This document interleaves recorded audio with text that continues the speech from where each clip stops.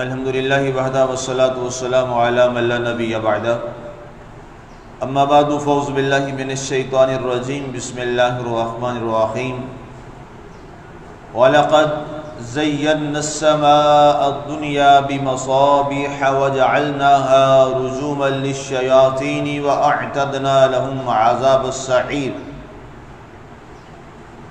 اور بے شک ہم نے آسمان دنیا کو چراغوں سے آراستہ کیا اور انہیں شیطانوں کو سنگسار کرنے کا سبب بنایا اور ان کے لیے بھڑکتی آگ کا عذاب تیار کر رکھا ہے۔ آج ہماری سورہ الملک کی آیہ مبارکہ نمبر 5 کی تلاوت و ترجمہ کا شرف نصیب ہوا۔ سامعین، کل کی ہماری آیہ مبارکہ کی تفسیر میں جس پر ہم گفتگو کر رہے تھے اسی کا تسلسل آج کی آیہ مبارکہ میں اللہ تعالیٰ نے بیان فرمایا ہے۔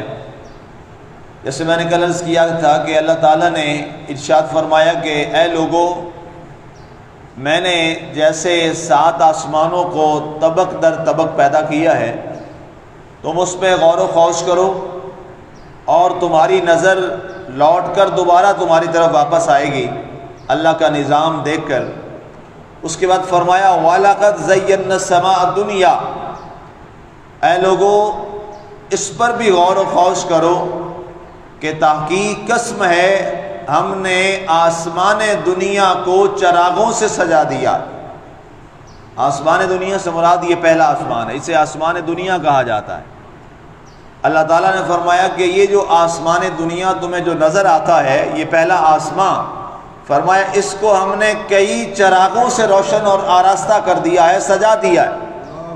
مفسرین اس بارے میں لکھا کہ چراغوں سے مراد یہاں پر نمبر 1 اس سے ستارے بھی مراد ہو سکتے ہیں۔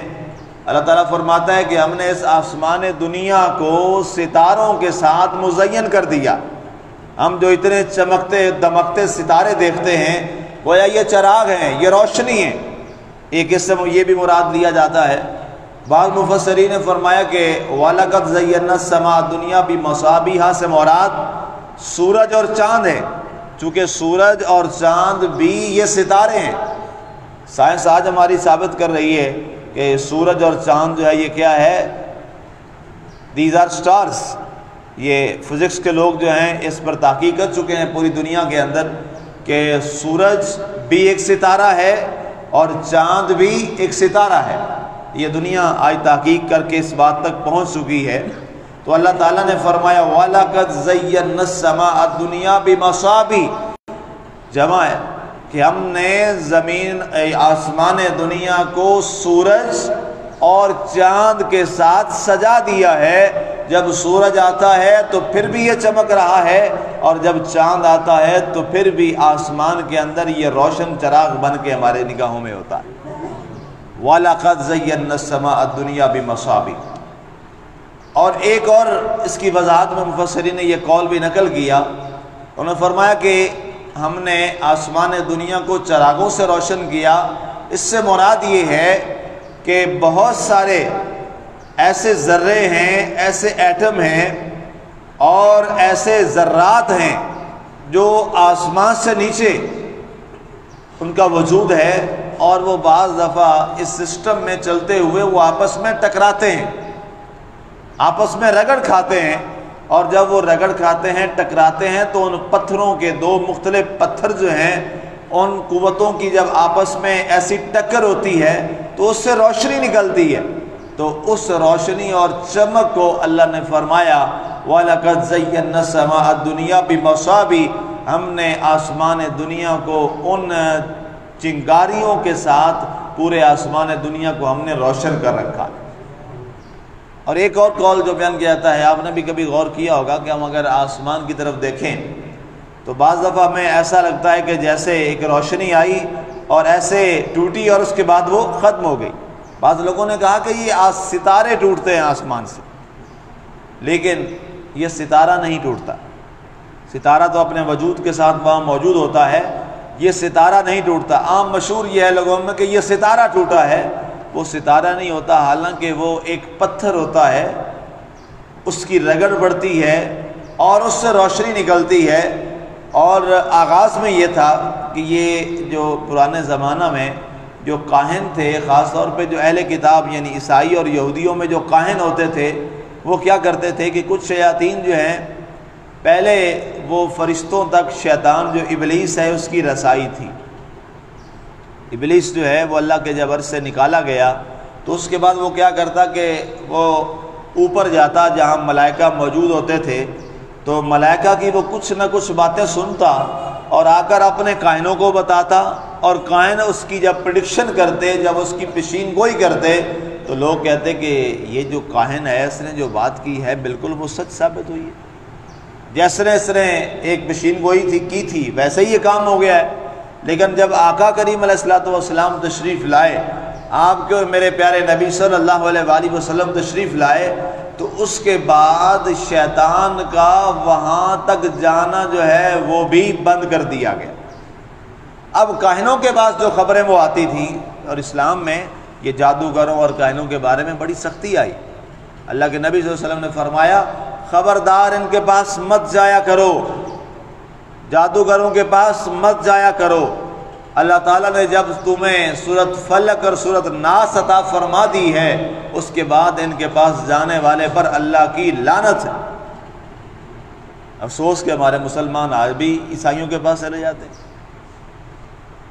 تو جب اللہ تعالیٰ نے ہمیں دو صورتیں عطا فرما دی، سورہ فلق اور سورہ ناس، یہ ہر قسم کے جادو کے توڑ کے لیے موجود۔ جب کبھی ایسا مسئلہ ہو یا آپ کو ہو کہ ایسا کوئی ہمیں مسئلہ لگ رہا ہے، تو گھر میں سورہ فلق اور سورہ ناس کی جو تلاوت ہے وہ کثرت کے ساتھ کریں۔ اللہ تعالیٰ اس دونوں صورتوں کے بدلے اور کرم کے صدقے میں جادو اور عصیب جو ہے اس کے سائے کو اللہ تعالیٰ ختم فرما دے۔ تو اب وہ جو کاہنوں کے پاس لوگ جاتے تھے، وہ کوئی باتیں بتاتے، ان میں سے کچھ سچی ہو جاتی، کچھ جھوٹ ہو جاتا، کیونکہ شیطان انہیں آ کر جتنی کہ وہ سنتا تھا کچھ نہ کچھ، ظاہر ہے وہ تو کچھ نہ کچھ تو ہوتا ہی تھا، سچ ہوتا تھا، وہ جاتا تھا۔ لیکن جب آقا کریم علیہ الصلوۃ والسلام کی تشریف آوری ہو گئی تو شیطان کا وہاں تک جانا جو تھا وہ بھی بند کر دیا گیا۔ اب شیطان دوبارہ کوشش کرتا ہے کہ وہاں جائے جہاں وہ جاتا تھا، وہ باتیں سنتا تھا، اور آ کے اپنے دوستوں کاہنوں کو، چونکہ شیطان جو ہے وہ جادوگروں کو بڑا پسند کرتا ہے، جادوگروں سے وہ بڑی محبت کرتا ہے، اور جادوگر دنیا میں اس کے اعلی کار ہیں۔ اور مقصد کیا ہوتا ہے؟ آپ نے دیکھا ہوگا کہ جو جادوگر ہے وہ رب سے تعلق کو ختم کرنے کی بات کرتا ہے، وہ رب کی ذات پر اعتماد کو خطرہ قرار دیتا ہے اور اپنے جادوئی علم کو اصل بنیاد قرار دیتا ہے۔ لیکن جو صاحب ایمان ہے وہ جادو پر اعتماد نہیں کرتا، وہ اپنے مالک کی ذات پر اعتماد کرتا ہے، اور اسی پر یقین رکھتا ہے کہ جو بھی نفع ہوگا اور جو بھی نقصان ہوگا وہ کدھر سے ہوگا؟ وہ من جانب اللہ، اللہ کی طرف سے ہے۔ ہر نفع اور نقصان جو ہے وہ کس کی طرف سے ہے؟ اللہ کی طرف سے ہے۔ اللہ تعالیٰ جب تک نہ چاہے تو ساری کائنات بھی اکٹھی ہو جائے، وہ آپ کا ایک بال بھی بیکا نہیں کر سکتے اگر مالک نہ چاہے، اور اگر مالک چاہے تو ساری کائنات اکٹھی ہو جائے، وہ آپ کو اور مجھے بچا نہیں سکتے، کیونکہ مالک نے ایسا چاہا ہے۔ یہ مالک کا فیصلہ ہے۔ ان اللہ علی کل شیء قدیر، اللہ کی ذات ہر ایک بات پر قادر ہے۔ تو اس لیے فرمایا گیا کہ وہ جو اب شیطان جب دوبارہ جانے کی کوشش کرتا ہے نا جی، اس وقت اب چونکہ پابندی ہے، تو اللہ کی طرف سے اس پر پتھر برسائے جاتے ہیں۔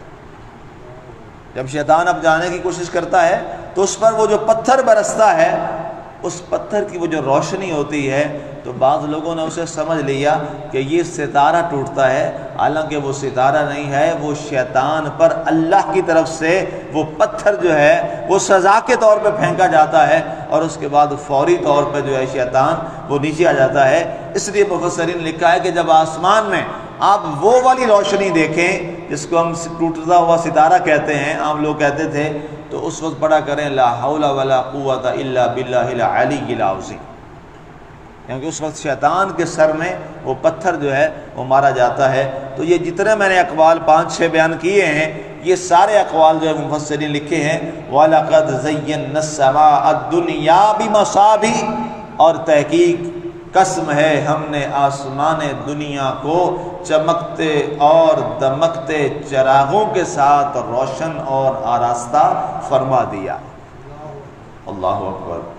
وَجَعَلْنَاهَا رُجُومًا لِلشَّيَاطِينِ، اور انہیں شیطانوں کو سنسار کرنے کا سبب بنایا۔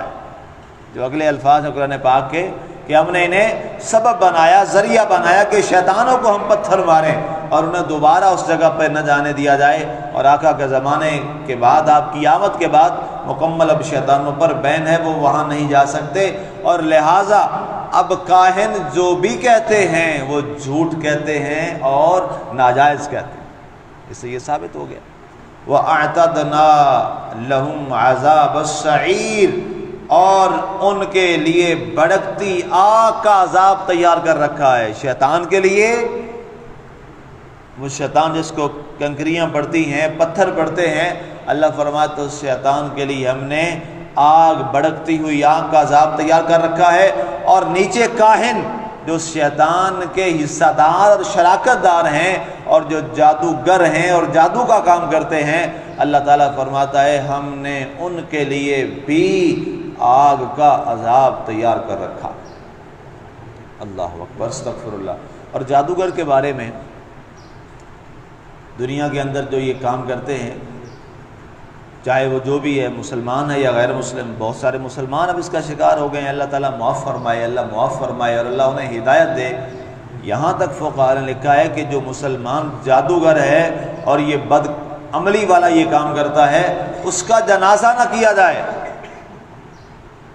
جب وہ مر جائے تو اس کا جنازہ مسلمان نہ پڑھیں، اس لیے کہ اس نے ایک اتنا بڑا شیطان والا کام اپنی زندگی میں داخل کیا رکھا۔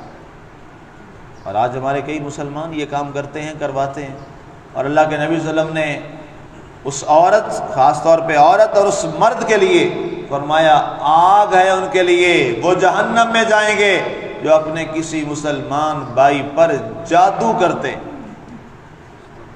اس لیے جو اپنے مسلمان بھائی کا برا چاہتے ہیں، اپنے مسلمان بھائی کے ساتھ برائی والا معاملہ کرتے ہیں، تو اللہ تعالیٰ اور اللہ کے رسول صلی اللہ علیہ وآلہ وسلم نے ارشاد فرمایا ایسا وہ شخص جو جادوگر ہے اور کسی پر عاصب اور جادو والا عمل کرواتا ہے، اللہ تعالیٰ اس کو دنیا اور آخرت میں سزا دے گا اور اس کا ٹھکانہ جہنم ہے۔